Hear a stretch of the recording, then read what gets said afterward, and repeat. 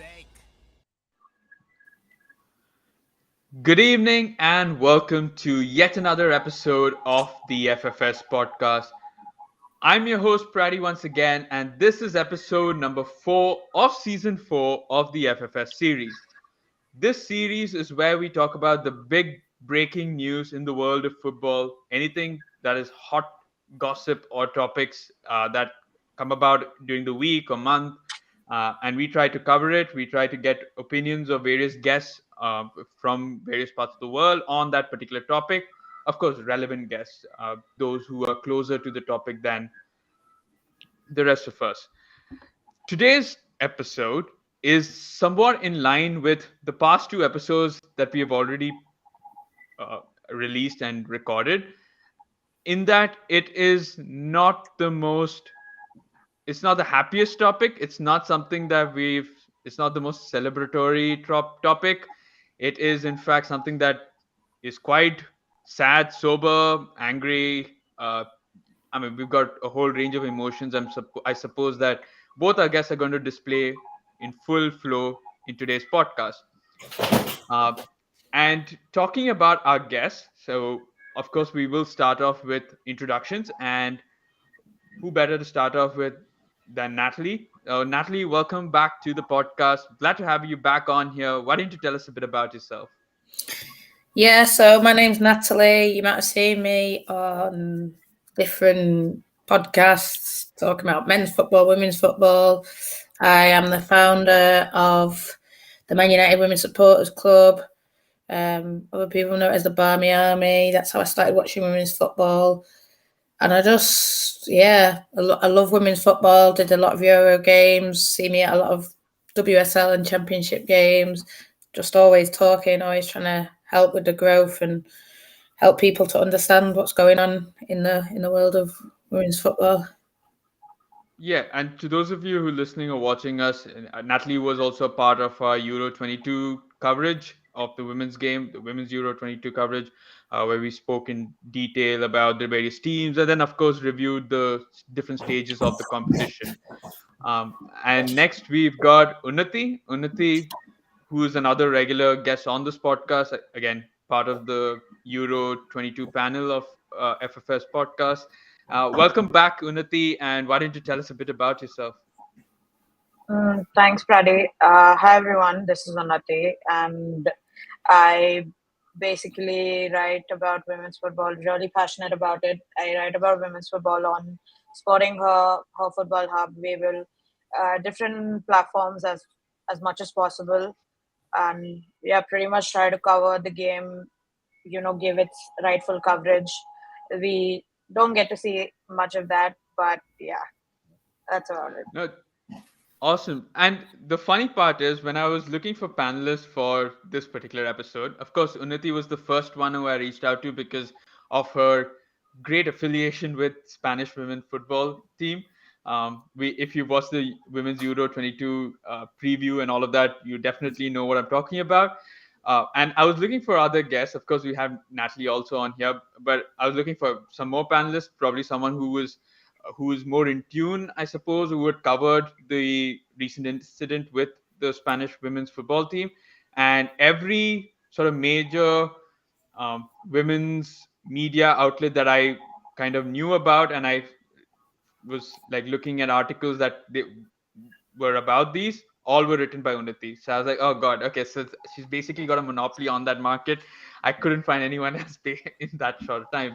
All right, but I'm glad that we could have you on here. And of course, I didn't mention the topic before, but you probably have gotten have realized what it is, given the hints that I've been putting out there. Is basically talking about the recent Spanish mutiny in the Spanish women's football national football team. So essentially, 15 national team players from Spain decided that enough is enough, and they decided to withdraw their names from the national team, owing to certain irreconcilable oh god that word differences with the coach and other stuff, even probably the federation. So we'll cover all of that. We'll discuss the why, what, who, what, where, all of that in how many ever minutes is going to take us. So, Unnati, let me start off with you. When I suppose the news was published online, or when the story came out that 15 players had decided to withdraw their name, and there were talks of mutiny and all of that, all of those words were thrown out there. Were you surprised by what had happened? Did it take you by shock, or did you see it coming? Was it a long time coming? To be very honest, the second it was released, I was not even online to, even see what had happened. I think, I'd gone to bed already, and all of a sudden, and it was pretty late. It was like around 2:30, 3 o'clock in the morning for India, and I was pretty tired. So, for us, I ended up going to sleep, and then These news I started. outlets don't have any sympathy for us Indians who wake up and sleep so late. Like they could have waited till the morning or released it earlier, but nope, nope. It's all on their No, time. yeah. So, I ended up having messages from my friends who are in Spain, and I had calls, I had messages, and my phone was vibrating like constantly. Like I was like, what happened? Like who? Like what really happened? And then I woke up to messages like, 15 players have said, they're not going to be a part of the team, and RFEF has released a statement, and it was like, okay, this is chaotic. Like let me calm down and let me just read the statement first. So when I read the statement, it was not shocking, because in true RFEF words, they've done what they've always wanted to do. I think it was a very important step from the players, and I think in true RFEF fashion, they misworded the entire thing just for themselves to look like, okay, you know what, we are the victims and they are imposing this entire thing on us, when in reality that's not the case. So I think it was a long time coming, but given everything that happens within Spain, with regards to the federation, the coach, and everything, it was a bit shocking that the players had to take this stand, because things Okay. could have been solved in a different way. But obviously, for them to take a stand like this, sacrificing their careers, is a very big thing. So yeah. All right. Natalie, you were probably most likely awake when the news hit Yeah. social media and all of that. Well, how did you take it? Like, were you surprised by it? Yes, because, well, like what Natty says, I didn't think it would come to that. I didn't think they would do the window before. Obviously, Paredes had said what she had said, and you could tell. And even throughout the tournament, you could tell. Because I think the way that Norway got rid of their manager, even Mark Parsons left. Why is Vilde still there? Why is he still there? Don't make sense. But obviously, I've educated myself a bit more, read into more detail about it. It's not, it's not just the what he's doing on the field, but I know we'll go into that. But it was obvious. How can the Norway manager leave when they did so badly? How can Mark Parson leave? Only one tournament he had, only one, and he did badly. So this Spanish team needed to do better. Mark Parson did better, and he's still there. So obviously, you felt it bubbling, but I didn't think they'd take that drastic steps. And obviously, when it came out, I was just like, "Who are the 15? Who are the 15?" It come out about 11 o'clock my time, but it was like, "Who are the 15? Who are the 15?" And I think more my shock was the players that it was.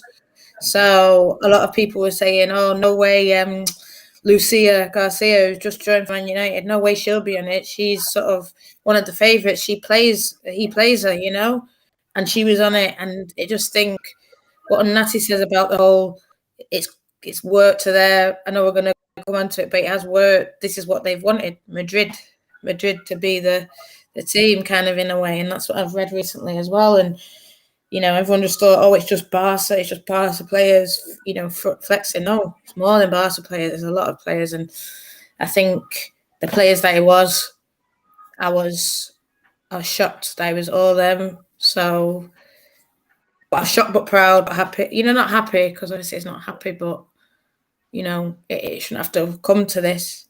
It should have, like you say, you see in other nations doing better and having a higher standard. So why is it?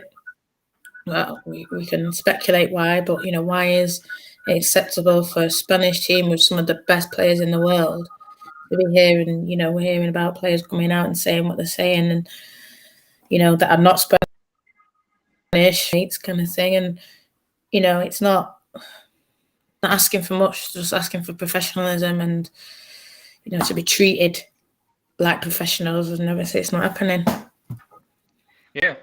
Unnati, let's talk about before we get to the players that were involved, let's talk about why this is, or what the incident was in greater detail.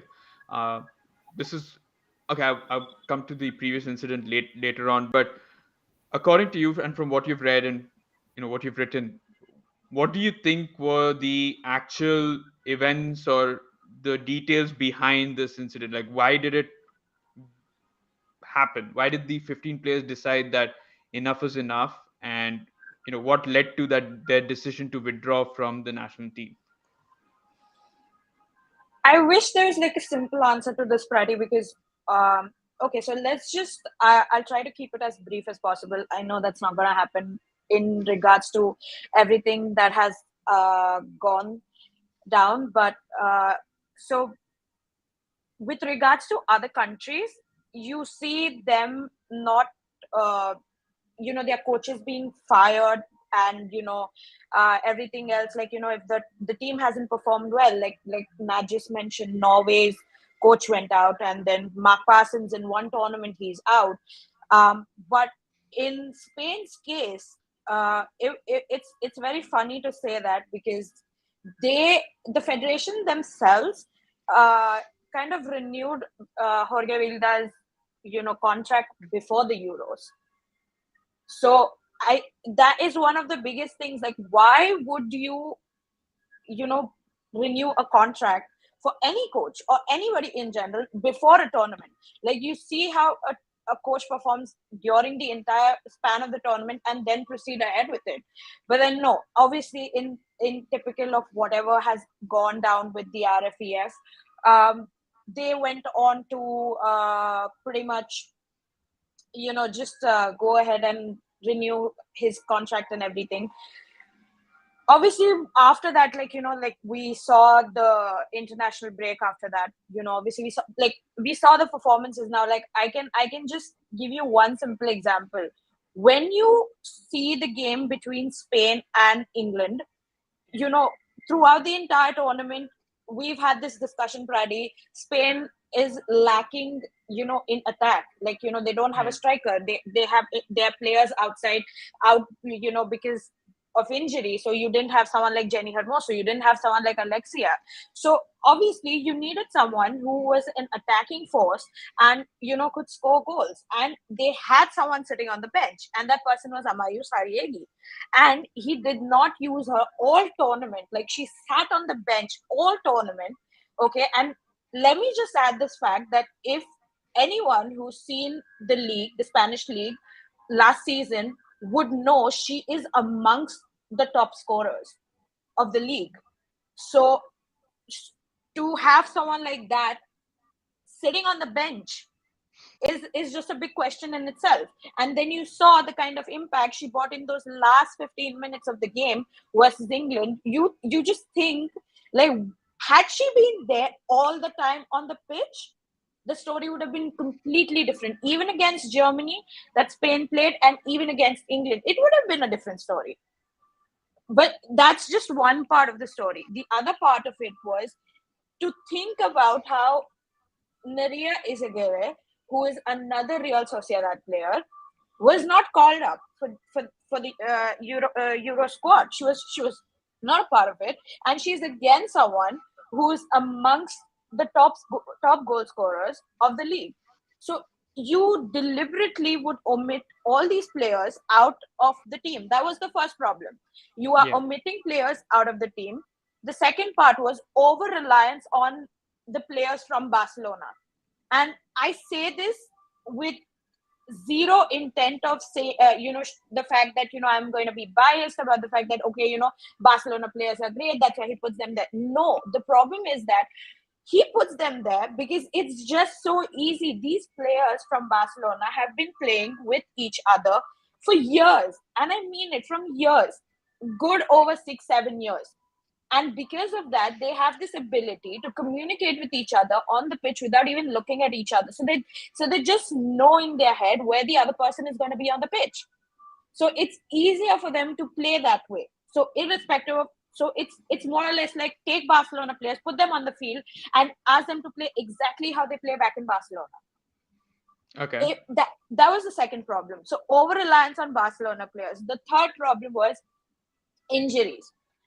Now, if you go back to, again, if I say around February during the Arnold Club Cup, you would see how Mariona Caldente, again, everyone is going to say, okay, a Barcelona player, the focus is on Barcelona. No, but this is something that he deliberately does. And it's not just with one player, it's with all of them. Mariona had only just come back from a long-term injury. Okay, she was out for a good 2-3 months, if I'm not wrong, and she had just come back from injury. And he decided the first game she had not, she'd hardly played a few minutes, in the league, and there was an international camp, so she ended up coming because obviously Vilda would not go. If the player is fine, even if the player has played for 10 minutes or even if the player is injured, he will still call them up. So she came on and he started her. And within the first 15-20 minutes, she got injured again and she was out long term. So this has been a continuous cycle, which is something that has been reported by Barcelona plenty of times, where you see the player coming into international camp and going back injured.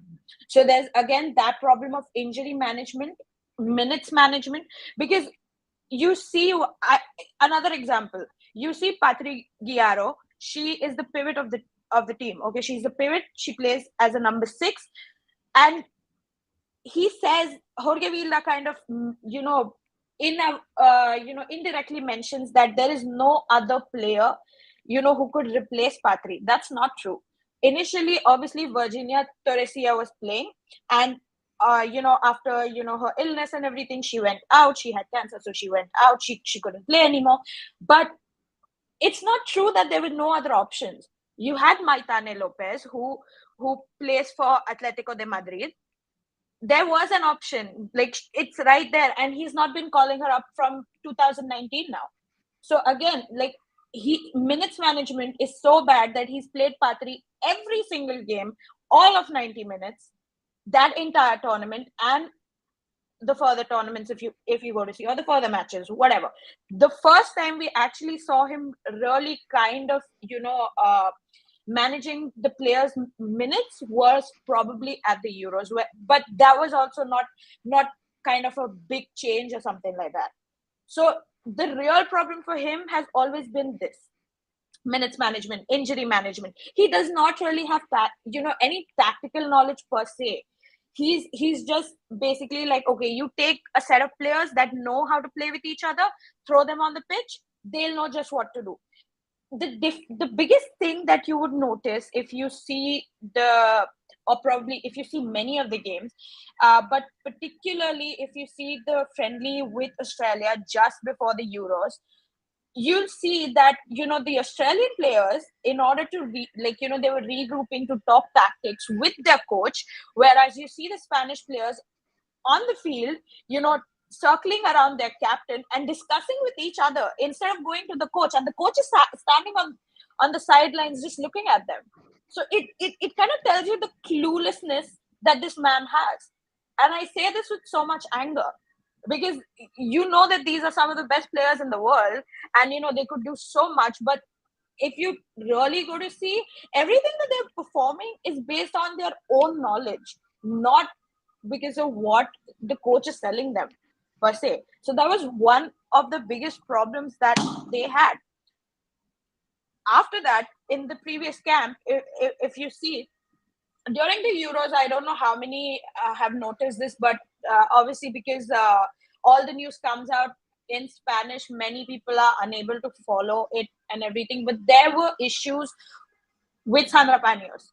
Okay, and there were a lot of things being mentioned about her not being mentally fit enough to play these games. But Jorge Vilde has basically pushed her throughout the Euros for all the games. You see her start all the games, and then you see the goals that came in from Germany. Like the first goal that came in from Germany was again a mistake. So obviously the ones to blame really, or a normal common person who wouldn't know much about the entire situation would just directly start blaming Sandra.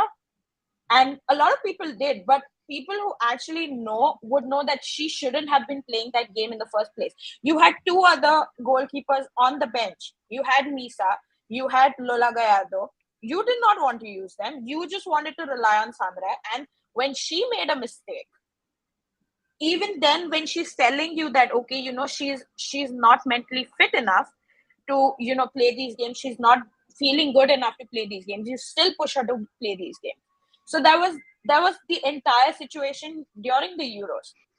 Now after the Euros, when the players came back for international camp, obviously the whole scenario kind of went into their faces and everyone else's faces pretty much, because what Jorge Vilde does after that is just ridiculous, because it's the team decides that they want to talk to him and they want to talk to Rubiales, the president of RFEF, and the captains initially go together to talk to Vilde when they join camp and everything, and he has basically pretty much taken 3-hour long meetings, one-on-one meetings with these players, trying to discuss. So whenever he says the word dialogue, like this can be discussed with dialogue, it boils my blood, because there have been reports which have been very well reported by the Spanish media that the players have come out crying, visibly mentally exhausted. Some of them were crying, some of them broke down into tears, like a lot of things. And then later on, when the entire thing blew up in the came out to the media and everything, it was very simple for RFEF and Jorge Vilde to start blaming Irene Paredes, and that's why she looked so visibly exhausted when they did that press conference, which, by the way, if you notice, out of the 30 minutes of press conference, you had around 20 minutes given to Jorge Vilde, where he was the one who was speaking the entire time. And each captain, like the three captains were there sitting for the press conference, they were just given one question each. That's it. So they did not have the time to speak, but obviously this is what had happened. Right. Okay. So brilliantly detailed. I think we've got like a 20-minute monologue right now about everything that went wrong for this particular incident. Fair enough. I think that was as detailed as you could get. But Natalie, I want to let's move focus now to the players, since that was something that you sort of looked at when the news first leaked, the 15 players that walked out. And I suppose, like, I was probably of the same mind like you, that most of these players would be Barcelona players. Like Unnati mentioned, the core of the Spanish football team at that point of time were Barcelona women, and they've been so great, so amazing in club level football. They've dominated games in the league and even Champions League, done so well. But apart from them, you had, I think, 2 City players, 2 Manchester United players, which I'm sure would have had more focus on, or I just want to get your opinions on seeing the 15 players and seeing them, not only Barcelona but even some of your own players. And I want to know your thoughts on those 15 players. What did you think of when you saw that list?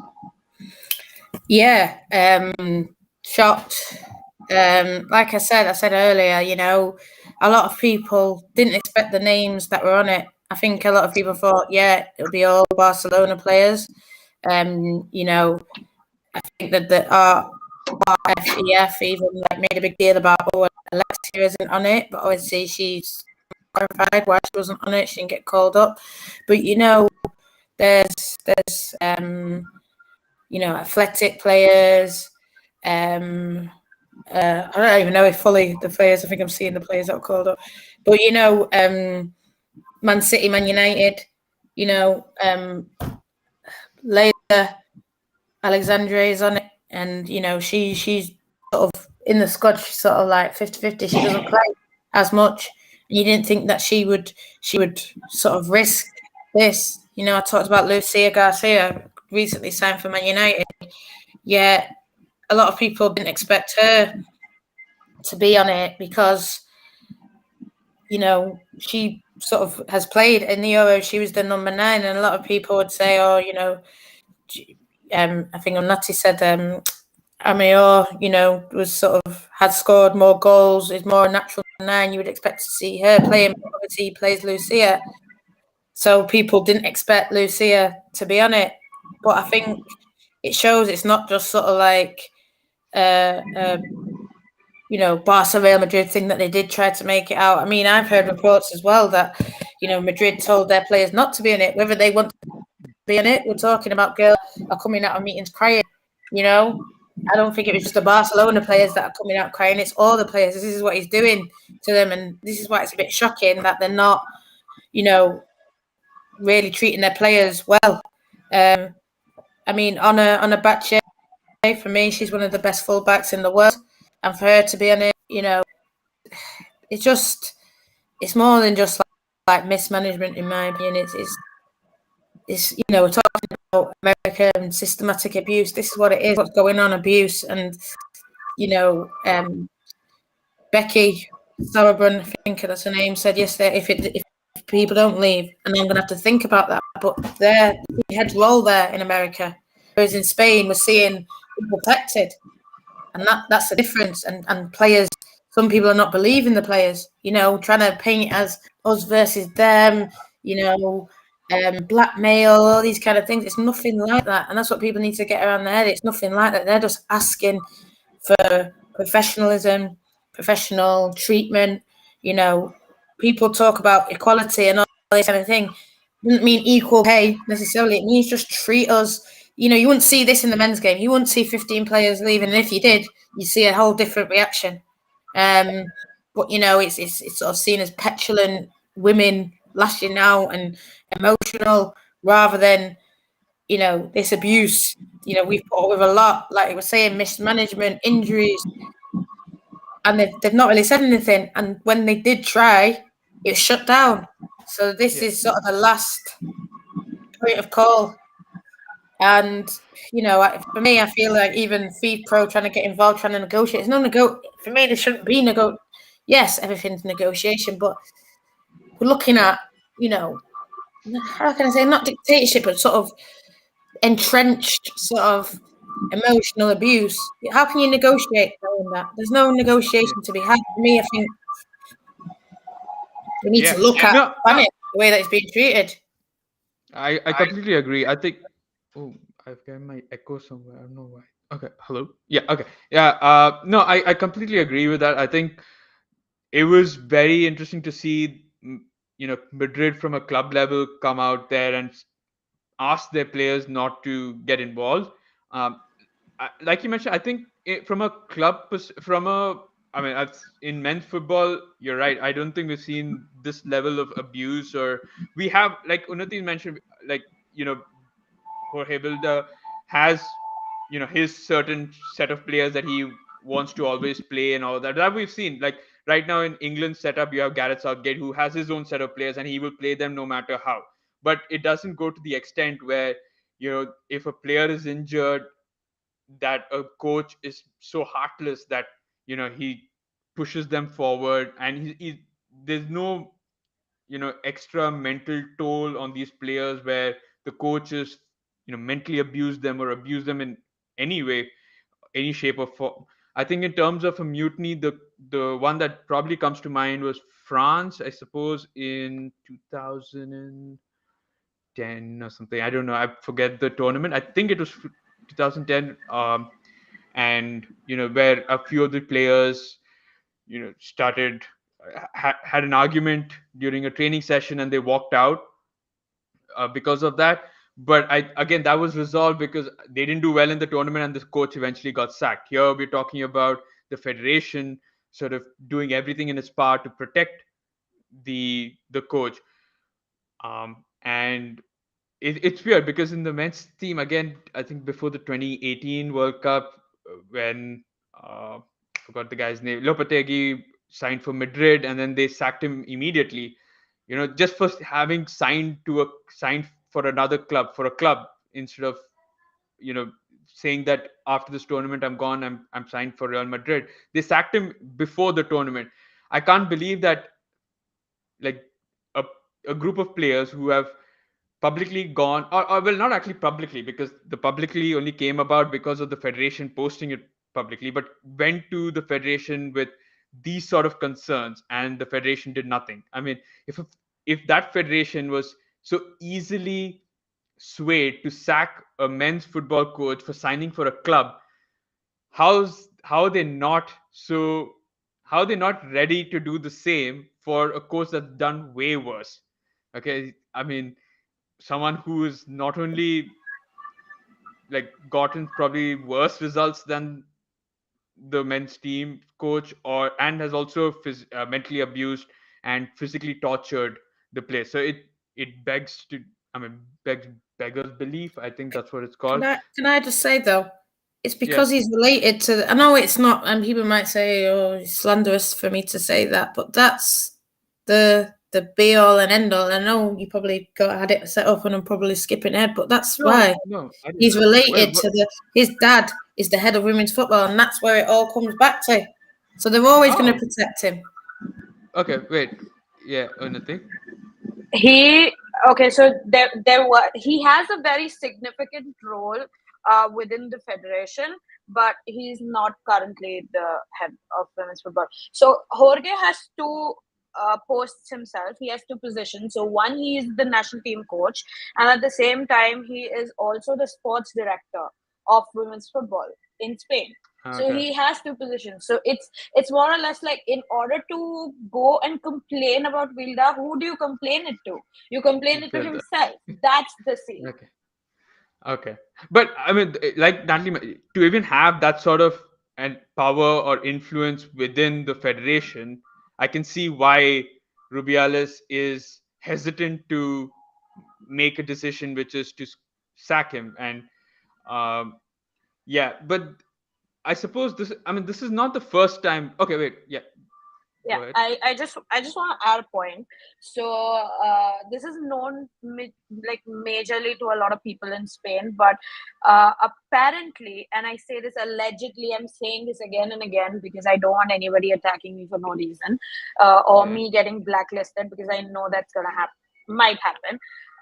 But apparently Rubiales got Bilda's father's vote while he was going to become Okay. the president, and he changed his vote in the last minute and voted for Rubiales, and that's why you saw Vilda become the coach.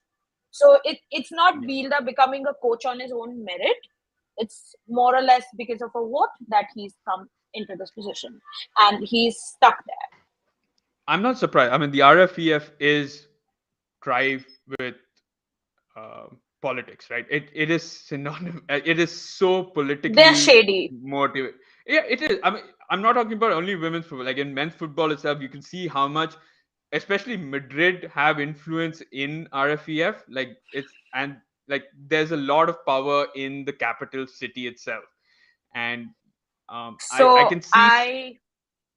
No, can I but I can see why. Yeah, one minute, just one. So I can see why Barcelona, as like part of Catalonia, not exactly Spain, have do feel left out at a lot of times, and there have been talks about separating from Spain and all of that. But go on, yeah. So the thing that you just mentioned, I actually kind of forgot what I was going to say. Okay, But the thing about Madrid is that there was a article that was recently, not recently, but while the entire situation during last camp was going on, the entire the words behind everyone attacking Irene Paredes and all of those things. There was an article published by one of the Spanish media houses, La Confidencial, or El Confidencial. I can't get Yeah, their I think name it's right. L. Yeah. Yeah, El. So they had published an article, after some research and finding out some things that uh, Vilda is actually connected to, I think, someone from Madrid, and they've had this talk. So with the players, more like, if you want to be a part of the national team, you have to play for Real Madrid. Or if you Mhm. play for Real Madrid, you get to be a part of the national team. So when you see that, and then you see this time's call up, okay, Yeah. and then you see the replacement call ups for the injured players, you'll see that it's majorly Real Madrid. And then another problem with Real Madrid is that they have stopped their players from talking about any of it. Like, Yeah, that's what Natalie yeah, mentioned earlier. they are not allowed to get involved in any of this. So Yeah. any of the initial, uh, you know, I would say in the previous international call up, everyone tried to make it about Barcelona, Real Madrid, like Nat mentioned. But the reason why they were using that was because Real Madrid players did not go, like, allegedly did not go forward and did not back Irene Paredes like the rest of the players did. And the reason behind that is because the club has explicitly told them that they cannot get involved in any of this. So they did not get involved in that. Yeah. They did not involve themselves with any of the emails, and they could not get themselves involved with any of the things that these 15 players were doing. So that And was Natalie, another problem. yeah, and Natalie, how crucial is that? Because someone like a club itself, like for these football players, the club is bread and butter. That's where they earn their major money. So for a club to take such a public stance and to forbid them from being involved in any of this, like, what does it? I just want to get your Well, thoughts it's, on that. it's Like how? well, it's abuse, isn't it? To stop someone from saying how they feel, sort of forcing them, like we're saying, like, we don't know how they feel about him because, like you said, they're not even allowed to speak about it. So, all this kind of thing, they might not like him as well. I mean, it's not just sort of all this kind of thing that's going on. We heard things about the way he's controlling, the way he acts when they go out or looking in their bags, these kind of things. So no one really likes that. So to then forbid any talk of it, or sort of, like, as you can say, don't get involved in emails, you have to go to Spanish. Who your employer can't tell you sort of what to do, what to say. Yes, they can sort of, we all live by standards. If you're a doctor, then you're advised not to treat certain things, what kind of thing.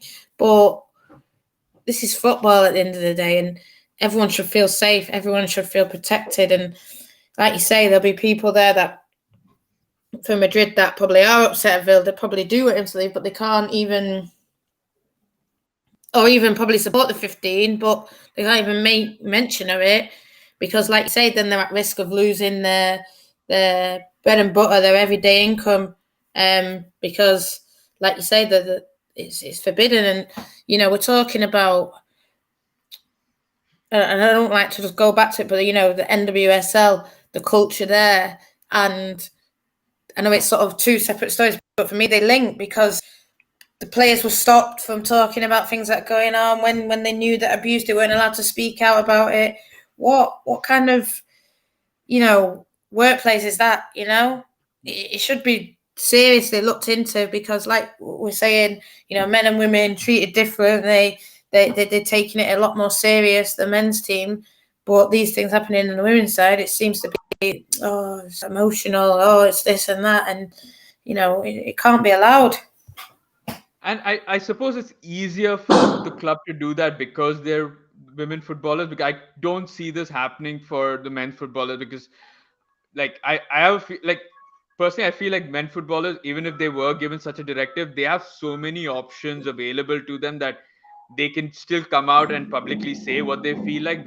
But women football, given that it's in such a nascent stage, especially in Europe as well, and in most parts of the world. So they are even more. So they become an easy target by clubs or by anyone who wants to take advantage of that. And I feel that's probably works to the club's advantage, works to RFEF's advantage, because they can now use the narrative, and we'll come to the media part of it as well right now, which is the RFEF can use this as a narrative saying, listen, not everyone is against Jorge Vilde, right? Like, you can clearly see Madrid. I suppose now like now that it's publicly out there that Madrid forced them not to say that, there is, I don't know how much of a narrative the RFEF has, but uh, you know they can clearly say, look, in terms of opposition, we've only got 15 players out of how many ever players can be eligible for the Spain national team, right? So they can say it's not majority, so hooray it And is. it's pretty funny because how quick, like, for me it was very funny how quickly they got Alexia's name out there saying that she's not amongst the 15. They Yeah, got her name out so quickly that it just blew my mind, because obviously they wanted it to fit their own narrative, and that's yeah, exactly what they did. And they didn't focus on how these emails should have never been leaked, or how any of this shouldn't have ever come out, because they wanted to be in charge of the narrative to look like they were the ones who were the victims, and that these players, because that's exactly what they did. And believe it or not, Pradi, we are at a stage, in we are not at a stage in women's football where we are still, free of all the misogyny in the world and everything. And people who don't understand stuff, and especially men's football fans, like quite a few of them who are big time misogynists, went on to say that they are blackmailing, and that RFEF should oh, kind of take action against them. And if you read those words, like what was mentioned in the statement, it makes you angry, because what does that mean? Like, you have to apologize for your mistake for what? Standing up against an incompetent coach and a federation that does not want to sack him? no, the funniest part is that they're not even asking for the federation to sack him. That was not one of the. They did ask for more transparent. Let me explain. So this whole part of them mentioning, or Irene Paredes mentioning, that we did not ask for Jorge Vilda to be sacked was, said publicly during a press conference, and you could see the fear in her eyes. Like, for Yeah, someone who really knows the situation, knows that if she said anything like that publicly, which is for obvious reasons none of them could say. And yeah, but that's the whole point, because these players, the captains, had basically gone to Rubiales before the Euros saying that they are not happy with the coaching. And when yeah, you say that you're not happy with the coaching, you mean not just the coach but the entire crew.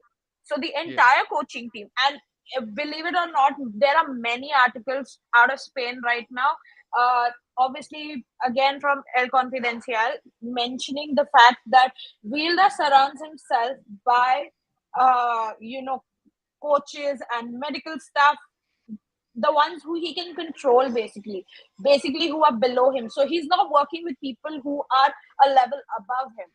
And that's the reason why you've had people, or rather coaches, like the under 19 coach, if you know, was it under 19 or was it under 20, some, I can't remember now. But the coach Pedro Lopez, he went on, and now he's gone off from the RFEF, and he shifted to Mexico, and he's now the coach of the Mexican national team. Another underage coach, Tonya, she Antonia, basically that's her name, but in Spain they call her Tonya.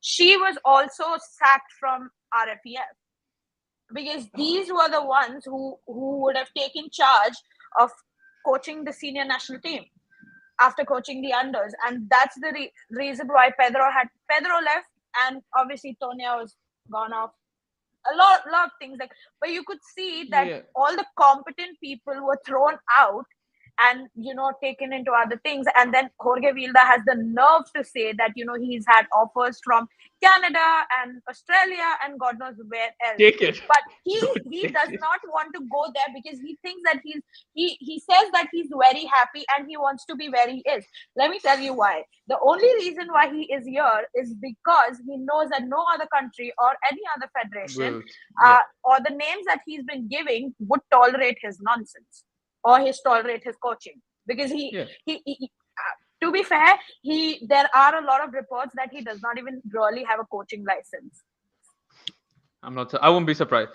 But this is like I mentioned, this is not the first time that a coach has been under immense scrutiny or has been, sort of complained about by the players. Because I think the previous coach, let me try and see his name. What's his name?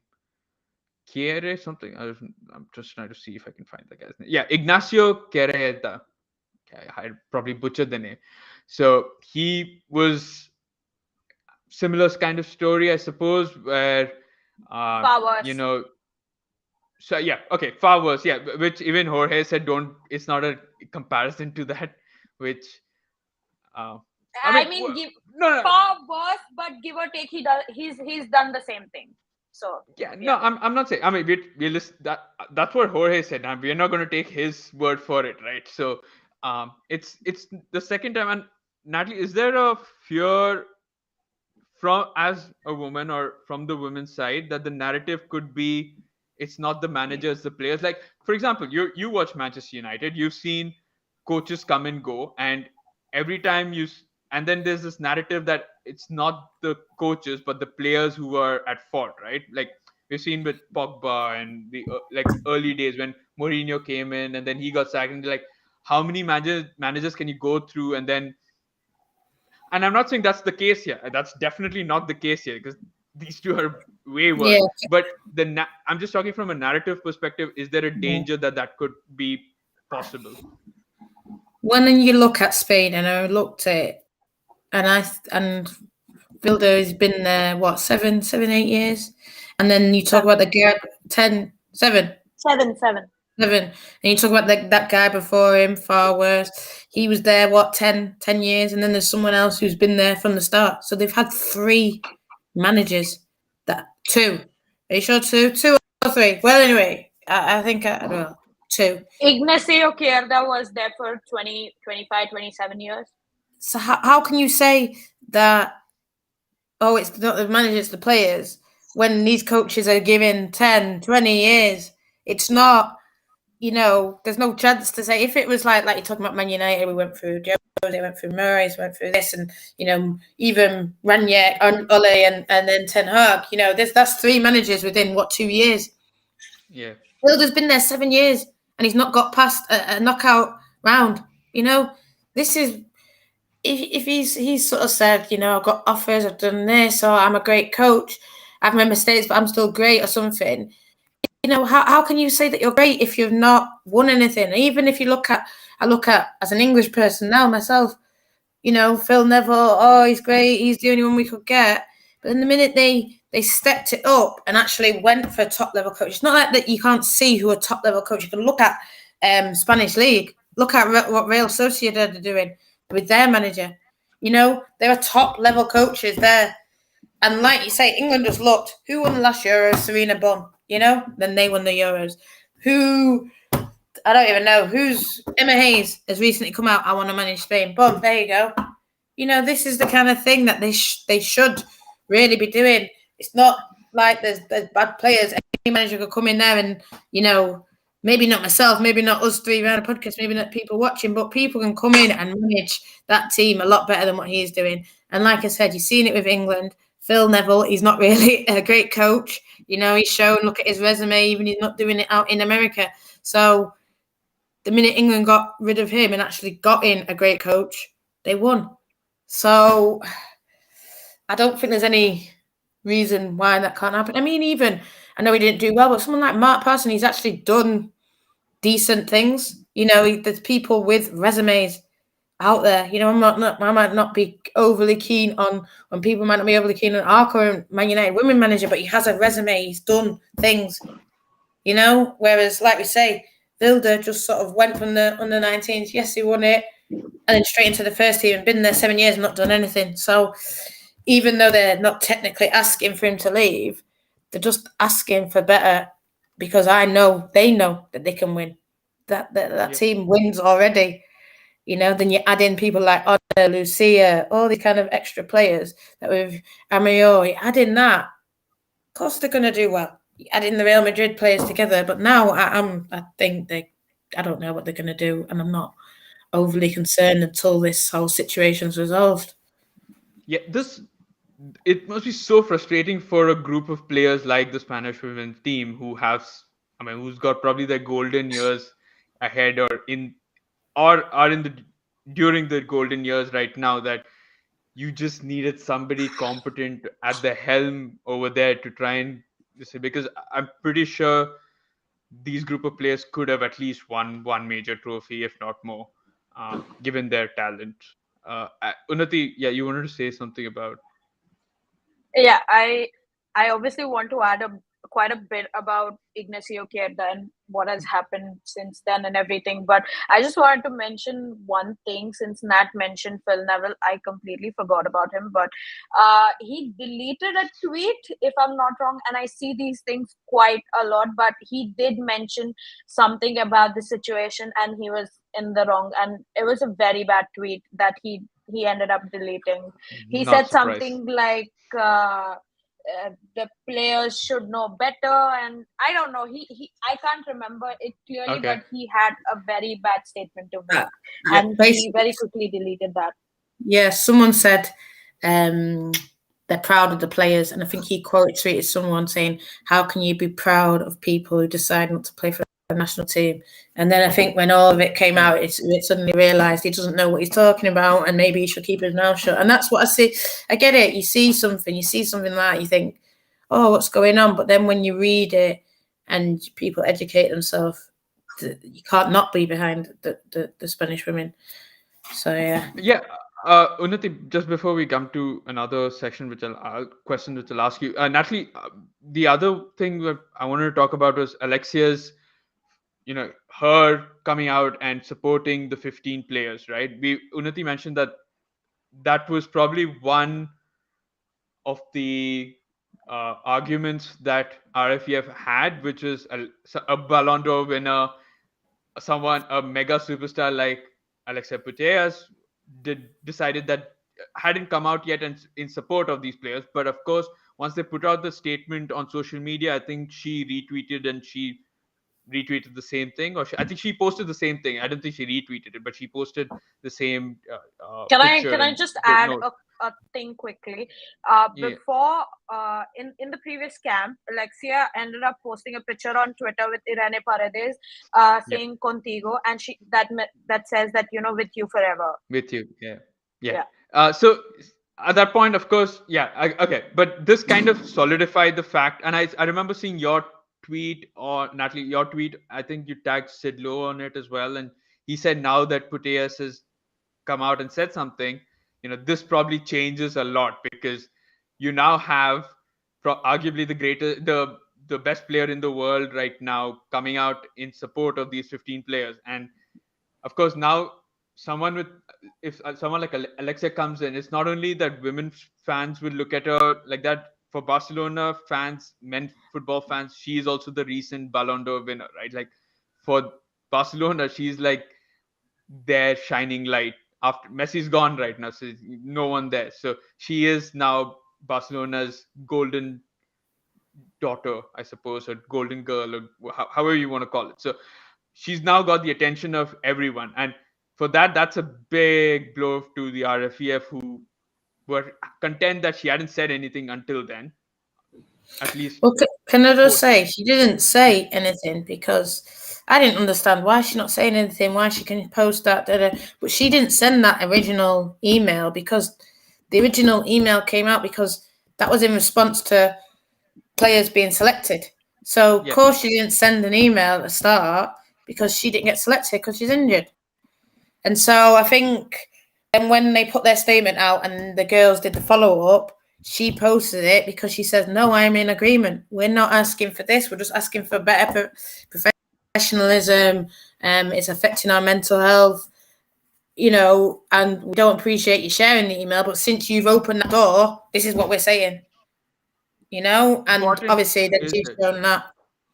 Yeah, how important is it that someone? Yeah, it's a mega appointment because think about it. Ballon d'Or, everyone knows a Ballon d'Or. Everyone knows it. Even if you watch men's or women's sport, you know about the Ballon d'Or. So the fact that she's the most recent winner, yeah, she probably won't win it this summer because she's injured. But the fact that she is the winner of the Ballon d'Or, and she's come out and supported that. And I mean, everyone in Spain will know Alexia Putellas because she's, the main shining light of the women's team. But yeah, she's a Ballon d'Or winner.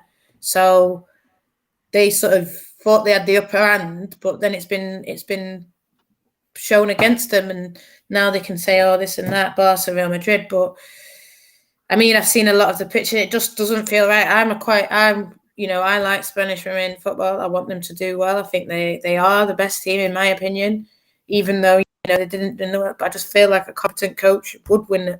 They would win a lot, and they should be winning a lot. And some of the best players play for them. And even if I look back at that England game, if he was tactically competent, yeah, they would have won it. But they deserve so much better. I want it resolved, but I just feel like it won't be resolved if he's the manager. But what do I know? Maybe he will change his ways. But we've seen that rarely happens. Yeah, I don't think that's the solution that we're going for. But let's talk about, of course, the bigger picture right now, that is RFEF and Rubiales. Unnati, they have, like you mentioned, they have a huge power over the narrative, the media. The ones who probably started the whole. That's the reason why we all know it, is because they publicly posted about what the players email them in private, right? Had they not done that, had they resolved it all internally, this podcast wouldn't be happening. We would have probably talked about it in a different light. We wouldn't be talking about this incident, but we'd be talking about probably Spanish women's football, how it could get better, or something like that. But they got the ball rolling by publicly posting about those emails which I forget the word here, but it really pissed off the women's players who had sent out these emails meant to be private. But overall, what has been their role in this incident, and how dangerous are they in terms of keep controlling the narrative on this? How dangerous are they? Very, to the point where I think I've gotten more than a few people making sure I keep my mouth under control in terms of the words I say and the words I write, because they are very well known for blacklisting journalists and a lot of things. So to start with, something very important about this is that they control everything.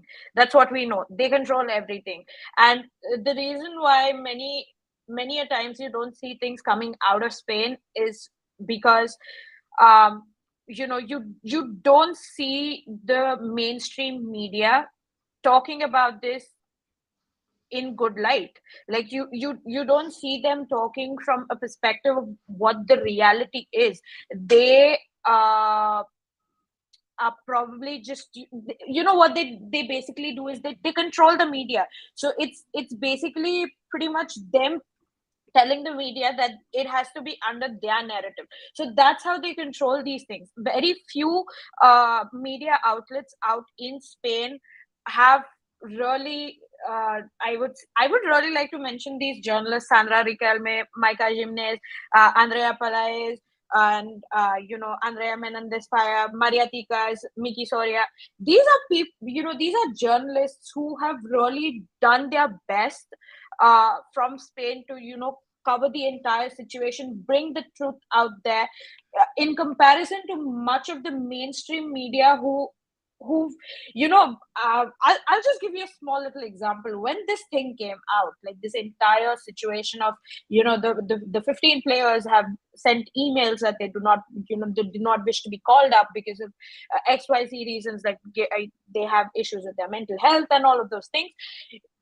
Marca, which is one of Spain's, major newspaper outlet or a media outlet, they wrote things like, if I don't have the exact wording right now, but they said something like some sort of betrayal, blackmail, and all of these words. Like they've used such words, and that was like the major headlining. It was headlining their paper. So it makes you wonder, like if the major outlet is going to publish things like that, obviously the people who don't know anything about it, the common people in Spain who have no idea about women's football, what would their thoughts be like? They would obviously think that it's the players who are in the wrong. And and Marca is Madrid based as well. So just to add that, as opposed to, I think AS is Barcelona, because for men's football, you kind of follow Marca from Real Madrid news.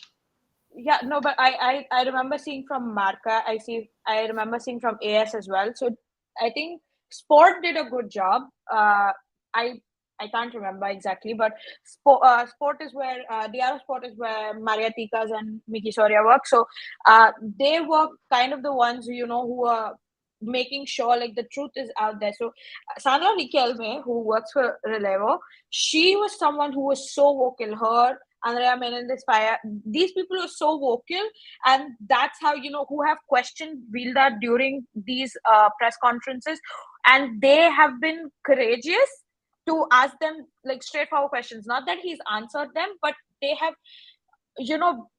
asked him these questions that were needed, because all this time, even while you were probably going for these press conferences, he does not take questions, or these questions are already like kind of preset in a way where the journalists will ask him things in his favor.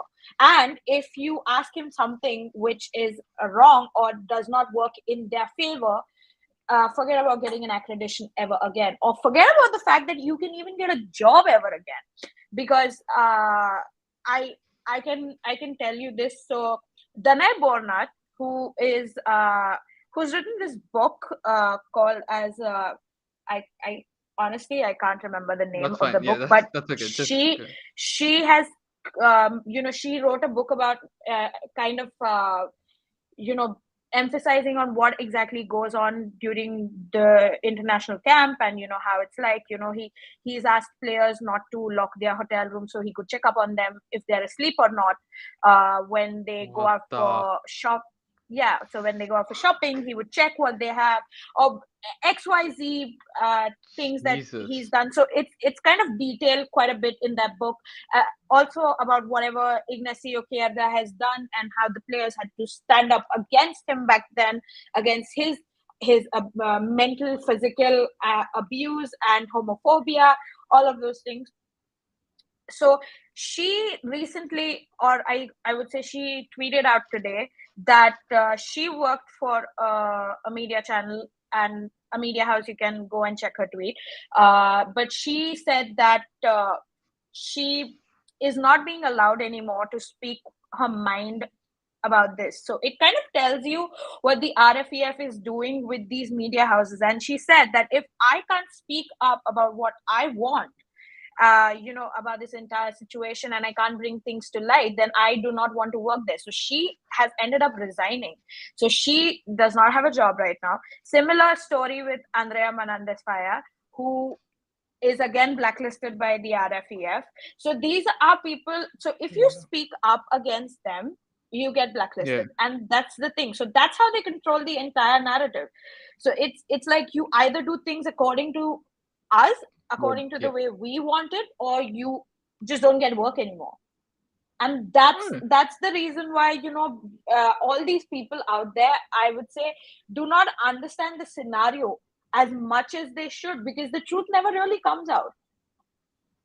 And you you really have these very few handful of journalists who are bringing the stories out there. But again, language barrier, you do not see the English media even picking these up very quickly because, again, language barrier.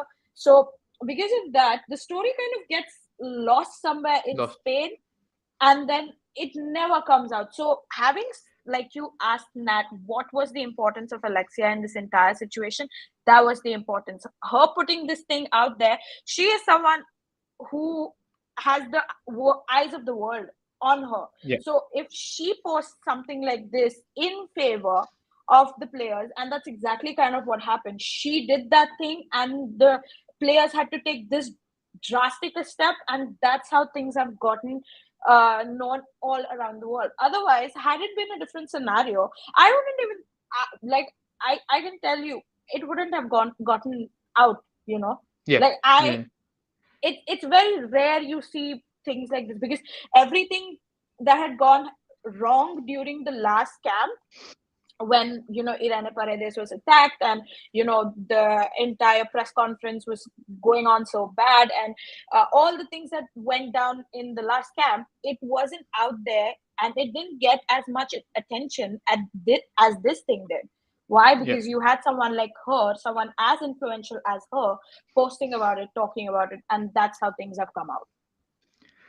All right, perfect. Now, I suppose we've got time for the last question for you, Natalie, and that is the resolution. Okay, what do you think will happen in the near future to Spanish women's football? Now, we've seen that the 15 players, Jorge Vilde has said that I'm going to continue without these 15 players. I'm not going to accept them back in the near future, at least. So he's going to go ahead with the Madrid core for whatever fixtures are coming up here. But in, say, at least a year down the line, because I 2-3 might be a little longer term, but at least a year down the line, what do you think will be the solution here? Do you think it will continue as is, or yeah? I think it's going to continue as is. I think he's going to continue with the players that he's got. We've seen FEF Pro get involved, but for me, I don't feel like those players will come back if he's still there. The RFEF might back down in that they may say, you don't have to apologise and all this kind of grand things that they're saying, because we saw that it's quite sexist undertones to it. So I feel like they may be forced to back down in that respect. But I just hope that the players say their truth, say the full truth to the FEF Pro, speak out fully. I mean, Lucy Bronze has done an article today, not just talking about them, but talking about, how abuse in women's football is rife. We're talking about sort of similar to what we were talking about Real Madrid, about how they can't, really speak out, and these kind of things, they need to change. We need to see more investment in women's football so that players do feel safe, do feel protected, and the people that are supposed to protect them, the RFEF, FIFA, they do their job, they step up. And I feel like with what's happened in America and now this, a lot of eyes are on women's football, and on it in a good way, in that we need to know that these things are happening. Yeah, we love the Euros, we love this, we love the World Cup, but we love that little girls are playing and meeting the heroes, but it's not a great outlook. Things aren't right, and we need that to change. And I just hope that these negotiations that they're having now, I saw Honor share it, a lot of them liked it. It's something tangible comes from it, because I hope it all comes out about the way he is. And I'm not saying they can force him to sack Vilde, but I just feel like there needs to be systematic change in the Spanish FA, and whether that will happen, I don't know. But there needs to be some kind of protection for all players, so that abuse doesn't happen, and these kind of coaches are sort of weeded out. But I think it's going to take a long time, like you're saying. It won't just be a quick 1 year fix. But I think while 1 year is happening, it will be just continue, everyone smiling, Real Madrid FC kind of thing. Unnati, follow up to this, do you think there's any path for the 15 to come back in the near future? Um, I honestly don't think so because considering how Jorge is kind of known to never call up players again. Like, he's made sure that these players have their careers faded out for the national team. He's done that before with, the players who have spoken up, and he has the power to do all of that. So I I honestly don't see a way how they can come back unless there's something really changing in terms of Vilda being sacked and Rubiales getting out of the federation. But I think even then there are going to be obviously people around that might not pay. Like, I don't know. I don't see a way out. So yeah. All right, great. Brilliant to end this podcast on a not so happy note. But I suppose that's being realistic here and pragmatic. I mean, it's not always great to be optimistic, only to be, I think, shut up, put down, I suppose. So if you have no expectations, you can't really be disappointed. And I suppose that's where we end this particular episode. So thank you, Unnati and Natalie, for being on here and talking about this very, very important topic. Like the two of you, I hope that there is some sort of resolution. At least there is I was about to say the favorite builder word dialogue, but I hope that there is some conversation that happens in the near future about trying to recover from this, to try and revamp the entire system, to try and make it better. And that's all I can hope for. That's all we hope for. Otherwise, we'll have to do another podcast sometime down the line where we discuss how things are probably still the same. But again, I want to thank you for being a part of this podcast. It was a great talk about. It was great talking to you about this, and I can't wait to host you in the near future, whether it be on this or any other podcast that we have. Thank you, Prati. No worries. And thank you to Cheers. those. No worries. And thank you to those of you watching us or listening to us. If you are watching us, please do hit the like button, comment down below, or let us know what your thoughts are on this particular situation. I'd love to get your opinions as well. I know you couldn't make it for the podcast, but do let us know in the comments down section down below. If you're listening to this on the audio podcast, you can comment on the Twitter or Instagram post when I post it. And yeah, do let us know if you want to be a part of the podcast as well. You can subscribe to all of these channels that you can see on the screen right now, and follow us on any of the podcast platforms that we are on. And yeah, I guess I will catch you all, I suppose, next week on the brand new episode of FFS series. I'm your host, Pratty, once again. You stay safe and see you.